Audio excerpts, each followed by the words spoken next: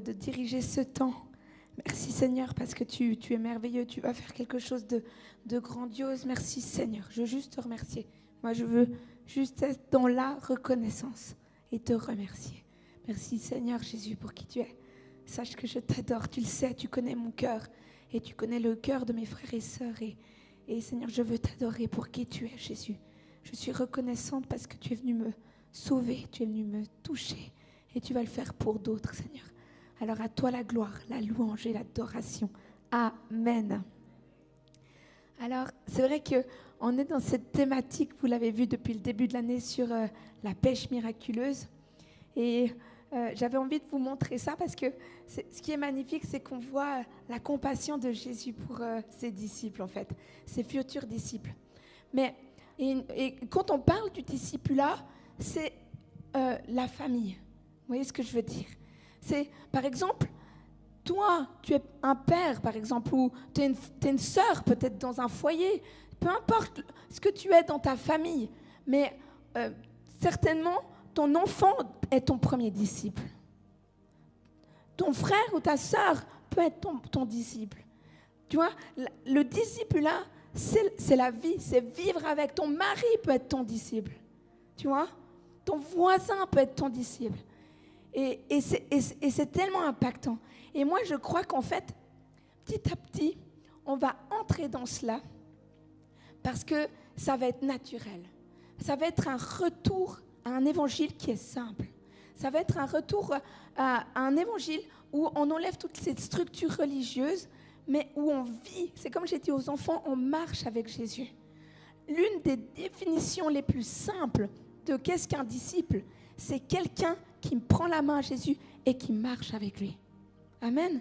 Et qui apprend et qui vit avec lui, qui mange avec lui. Ils ont, pendant 3 ans, les 12 disciples, mangé, bu, ils ont rigolé, ils ont pleuré, ils ont fait la tête, ils se sont taquinés, ils se sont mis en colère, ils ont été vrais, ils ont été eux-mêmes. Amen.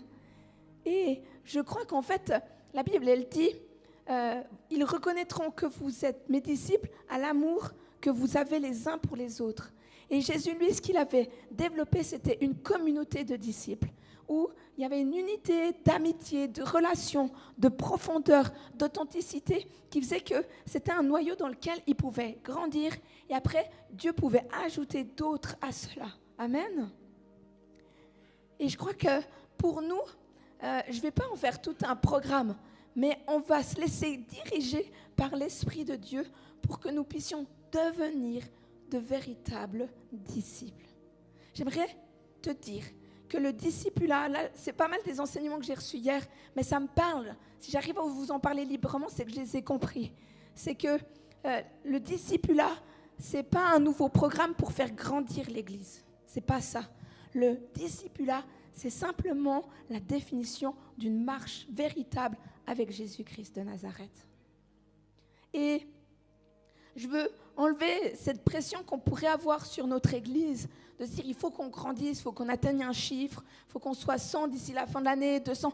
En fait, ce n'est pas ça l'objectif. Ce n'est pas du tout ça. L'objectif que Dieu a pour notre vie, c'est que nous devenions de véritables disciples. C'est ça. Et ça ôte toute pression de la croissance, ça ôte toute pression du chiffre. Nous ne sommes pas une secte, on n'est pas les témoins de Jéhovah. Les témoins de Jéhovah, ils envoient les gens au porte-à-porte pour faire grandir le mouvement et pour absolument trouver des nouveaux membres. Non, nous, on veut simplement vivre notre vie avec Dieu dans la vérité, dans l'intimité et l'authenticité pour que, à la lumière de qui nous sommes, d'autres voient en nous Jésus-Christ de Nazareth. Amen. Ça va émaner de qui nous sommes. Et ce matin, on se disait, c'est dans cet amour-là qu'on va être transformé. Parce qu'un des points qu'il faut que tout de suite, avant que j'aille plus loin, tu brises dans ta vie, la fausse croyance qu'il faut que tu brises, c'est que le discipulat serait synonyme de sanctification. Le discipulat, le fait d'être un disciple du Christ, n'est pas synonyme au fait d'être saint, dans le sens, il faut bien me comprendre. Tu n'as pas besoin d'être libéré, d'être parfait, d'avoir des capacités, ou que ça soit biblique, théologique ou autre, pour devenir un disciple du Christ. Tu as juste besoin de répondre à l'appel de Dieu. Répondre à cet appel.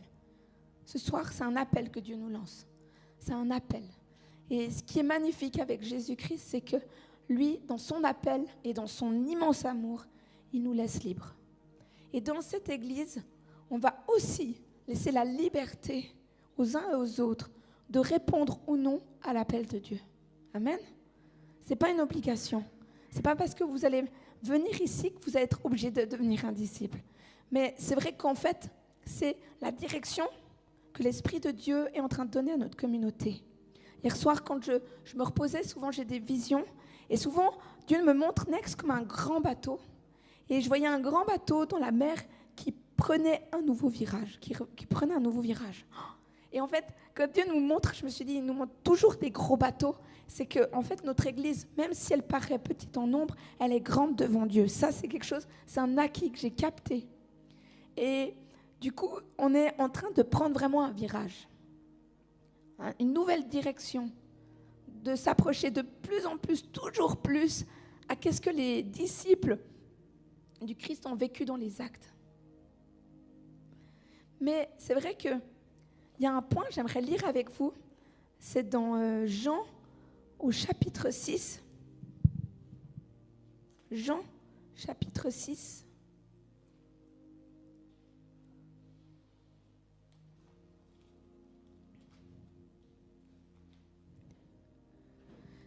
Et je vais vous lire avec vous à partir du verset 50. C'est un passage où Jésus commence à enseigner sur le fait que pour avoir la vie éternelle, ils devront boire de son sang et manger de sa chair. Il parle aux Juifs et à ceux qui le suivent en fait. Et honnêtement, quand on entend, surtout à l'époque, quelqu'un qui te dit « pour avoir la vie éternelle, buvez de mon sang et mangez de ma chair », on dit « ouh là là, est-ce qu'il veut qu'on devienne cannibale ?» C'est pas du cannibalisme. Au secours. Et si je lis avec vous, justement, à partir du verset 50, il est écrit « Voici comment est le pain qui descend du ciel. Celui qui en mange ne mourra pas. Je suis le pain vivant descendu du ciel. Si quelqu'un mange de ce pain, il vivra éternellement. Et le pain que je donnerai, c'est mon corps que je donnerai pour la vie du monde. » Là-dessus, les Juifs se mirent à discuter vivement entre eux, disant « Comment peut-il nous donner son corps à manger ?» Jésus lui dit « en vérité, je vous le dis, si vous ne mangez pas le corps du Fils de l'homme, et si vous ne buvez pas son sang, vous n'avez pas la vie en vous-même. Celui qui mange mon corps et qui boit mon sang a la vie éternelle, et moi, je le ressusciterai le dernier jour. En effet, mon corps est vraiment une nourriture, et mon sang est vraiment une boisson. Celui qui mange mon corps et qui boit mon sang demeure en moi, et moi je demeure en lui. Tout comme le Père qui est vivant m'a envoyé et que je vis grâce au Père, ainsi celui qui me mange vivra grâce à moi. Voilà comment est le pain descendu du ciel. Il n'est pas comme la manne que vos ancêtres ont mangée. Eux sont morts, mais celui qui mange de ce pain vivra éternellement. Jésus dit ces paroles alors qu'il enseignait dans une synagogue à Capernaum. Et au verset 66, il est écrit « Dès ce moment, beaucoup de ses disciples se retirèrent et arrêtèrent de marcher avec lui. » Beaucoup de ses disciples se retirèrent et arrêtèrent de marcher avec lui. Une chose que j'ai constatée quand on parle de la vie de disciple, c'est que ça peut être défiant. Ça peut paraître défiant. Parce qu'en fait, on a l'impression que c'est tout un programme, alors qu'en fait, c'est la simplicité. Et du coup, l'un des enjeux, et ce que j'ai vu depuis ces 4 ans, c'est qu'à chaque fois qu'on a essayé de revenir finalement à la Bible, au retour simple de ce que Jésus nous demande d'être, eh bien, il y a des gens qui ont simplement dit non, c'est pas pour moi. Et en fait, j'aimerais dire que c'est OK. Moi, c'est pas quelque chose qui m'effraie. C'est pas quelque chose qui... comme je vous l'ai dit, je ne suis pas là pour le chiffre, je ne suis pas là pour le nombre. Mais je suis là pour voir des hommes et des femmes répondre à l'appel de Dieu. Un véritable appel. Et je sais que si on répond à l'appel de Dieu, il y a des promesses, avec la persécution, mais on retrouvera tout ce qu'on a perdu. On retrouvera des relations, on retrouvera même des maisons, et tout cela au centuple avec des persécutions. Donc il y a une promesse à ceux qui suivent Jésus. Certes, il y a un appel, et c'est cet appel à payer le prix maintenant. À véritablement se dire, est-ce que je suis prêt dans ma vie pour Jésus à payer le prix? Alors, payer le prix, ça a plusieurs facettes. Pour quelques-uns, ça va être des gens qui vont devoir renoncer à leur vie professionnelle. Pour d'autres, ça va être de renoncer à une relation. Ça peut être de renoncer à un style de vie. Il y a plein d'aspects que Dieu peut simplement nous demander pour renoncer à nous-mêmes. Et quand on se dit, Seigneur Jésus, je me lève pour payer le prix, c'est qu'on est prêt à écouter la voix de l'Esprit et à obéir à sa directive, à sa direction. Et en fait, maintenant, je pense que, je ne sais pas si vous voyez, mais quand on a vu ce passage sur la pêche miraculeuse, la culture du discipulat que Jésus a, et surtout l'ADN qu'il a par rapport à ça, elle est très exigeante. Il y a une exigence dans la vie du disciple. Il y a un niveau. En fait, Jésus est le standard. Amen. Ce n'est pas le monde, ce n'est pas nous qui sommes le standard, c'est Jésus de Nazareth. Son standard, il est là. Renonce à toi-même. Si tu veux me suivre, renonce à toi-même. Est-ce que tu es prêt véritablement à renoncer à toi-même? Moi, je suis prête. Moi, Camille, je suis prête. Parce que jusqu'à présent, je l'ai fait, mais peut-être pas encore vraiment dans la pleine mesure que Jésus me l'a demandé. Parce qu'il y a une idole, c'est l'idole de l'approbation. Et cette idole de l'approbation, ce qu'il y a derrière, c'est l'idole du confort. C'est-à-dire qu'on vient à l'église, et par exemple, moi, je suis là dans une attitude de votre bien-être. Je suis là juste pour votre bien-être et pas assez pour vous challenger dans votre vie de disciple. Et quand tu tombes dans le confort de la vie, eh bien, en fait, au lieu de répondre à l'appel de Dieu, tu réponds à ton bien-être, tu vois. Et une des réalités, c'est que l'évangile, même si le Saint-Esprit vient pour nous libérer, nous guérir, nous restaurer, nous relever, ça c'est vrai, c'est le salut. Mais l'évangile, ce n'est pas une thérapie avant tout. L'évangile, c'est une personne, c'est la personne de Jésus-Christ qui nous demande de le suivre coûte que coûte. Amen. L'évangile, c'est cette personne. C'est la personne du Saint-Esprit.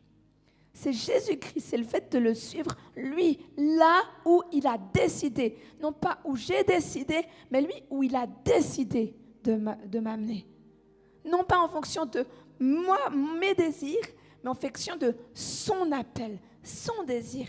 Là, ils ont été appelés, ils ont réalisé qu'il était le Messie et ils ont tout lâché, ils ont tout abandonné. Et il y avait une joie, il devrait y avoir une joie à suivre Jésus. Et le diable peut vous voler cette joie, la joie du salut. Le diable peut vous voler la joie de suivre Jésus dans toute cette folie. C'est une folie pour le monde, mais c'est la sagesse pour Dieu. Est-ce que tu veux être sage pour Dieu ou fou? Et fou pour le monde, ou plutôt sage pour le monde et fou pour Dieu? Amen.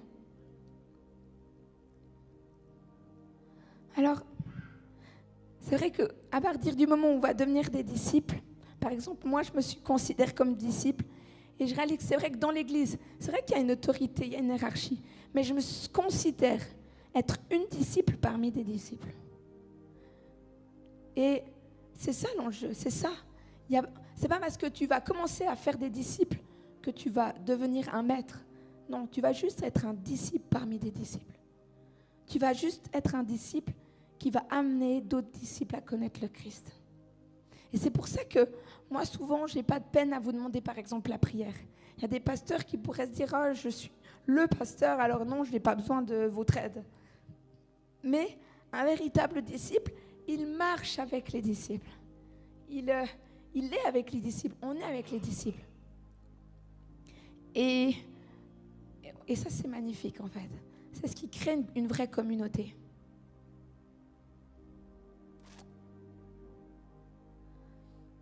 Alors, moi, j'aimerais te dire quels sont les critères pour que tu deviennes un disciple. Non seulement pour que tu deviennes un disciple ou pour que tu choisisses ton disciple. Parce que Jésus va te demander de choisir ton disciple. C'est qui le disciple que tu veux discipuler? C'est qui la personne que tu veux voir grandir? Et Jésus, il n'a pas choisi la terre entière. Vous êtes d'accord? Il en a choisi 12. Il en a sélectionné 12. Il a été vers le Père. Il a reçu du ciel. Et il les a choisis. Et en fait, quand tu vas choisir quelqu'un, quand tu vas te dire, OK, je vais investir avec cette personne, que ça soit juste aller boire un café, faire un bowling, passer du temps, lui partager Jésus, peu importe, faire du shopping avec cette personne, peu importe la forme que ça va prendre, si tu décides que cette personne devienne ton disciple, c'est parce que le Seigneur t'aura parlé sur cette personne et elle t'aura démontré qu'est-ce que cette personne elle a appelé à venir. Il y a des gens que vous allez discipuler peut-être même avant leur conversion. Il y a des gens que Dieu va vous dire, à cette personne, elle va devenir ça, et vous aurez à cœur de l'amener jusqu'à Jésus et après la discipuler.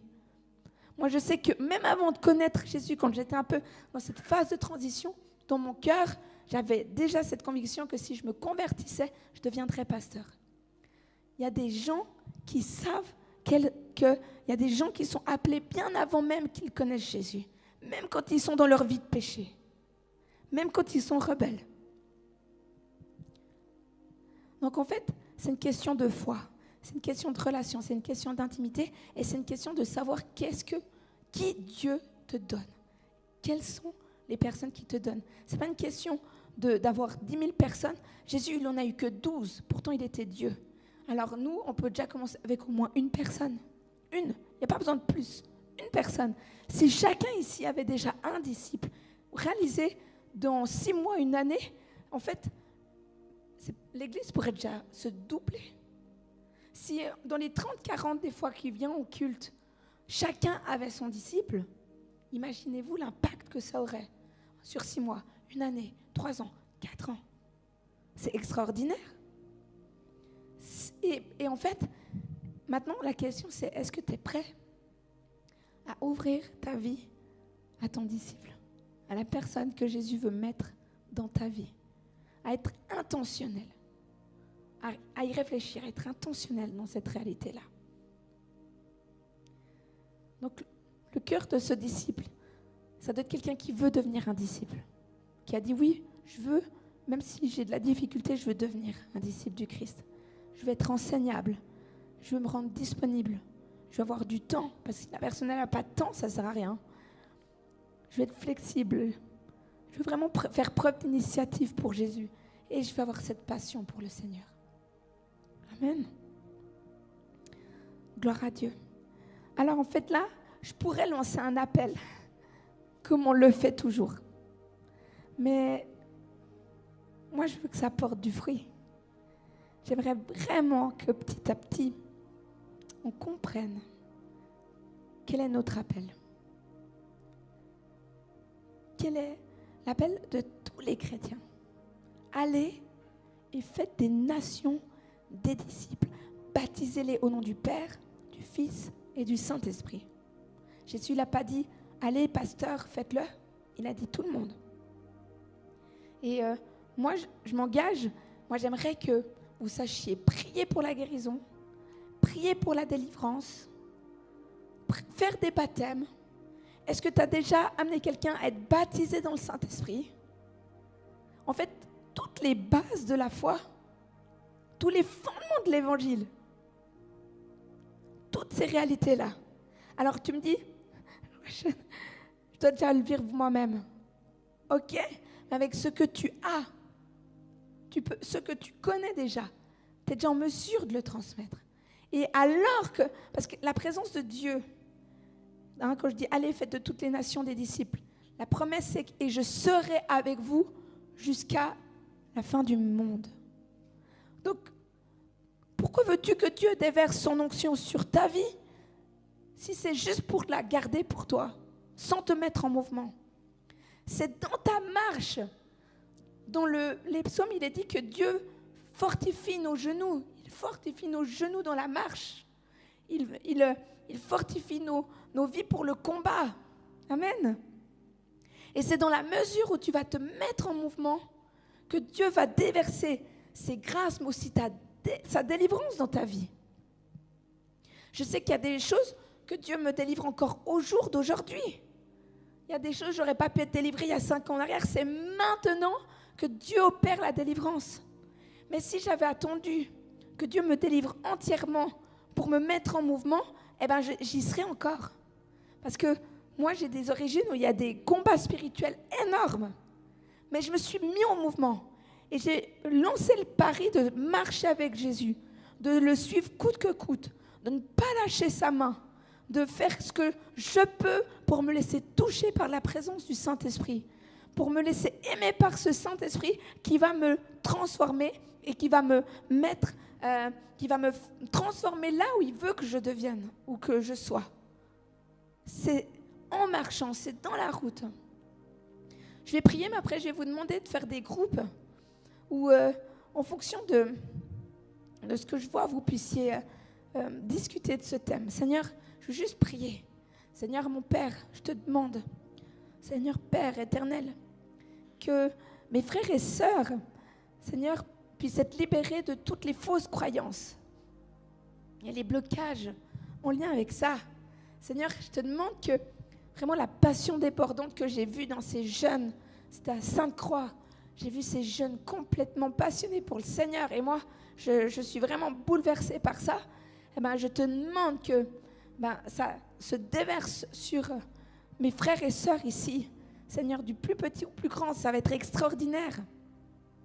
La passion, le désir d'apprendre, le désir de progresser, de grandir dans la connaissance, de grandir dans la pratique des dons de l'Esprit. Seigneur, si en fait, je crois que quelques-uns, vous avez été volés dans votre capacité à vous développer, à grandir. C'est comme s'il y a eu un frein. Et vous êtes entrés dans un blocage. Eh bien, ce soir, par l'autorité du nom de Jésus, je brise ce blocage. Je ordonne à ce blocage dans vos vies, dans vos pensées, dans votre être, maintenant à vous lâcher dans le nom de Jésus. J'ordonne à ce blocage qui vous a paralysé, qui vous a mobilisé dans un lieu de paresse. La paresse, ça peut être de venir à l'église, mais de ne pas faire la volonté de Dieu. Eh bien, dans le nom précieux de Jésus-Christ, Seigneur, je te demande, mon Père et mon Dieu, que tu mettes en mouvement mes sœurs, que tu mettes en mouvement mes frères, que tu mettes en mouvement tous ceux qui sont ici présents par la puissance de ton nom. Peu importe les défis, chacun est appelé à être un agent de réveil. Seigneur, c'est notre vision. Nous croyons que chaque croyant, Seigneur, peut être un agent puissant de réveil pour ton royaume, Père. Seigneur, c'est ça notre devise annexe. Seigneur, dans le nom précieux de Jésus-Christ, opère les miracles, libère les miracles, dans le nom de Jésus-Christ de Nazareth. Amen.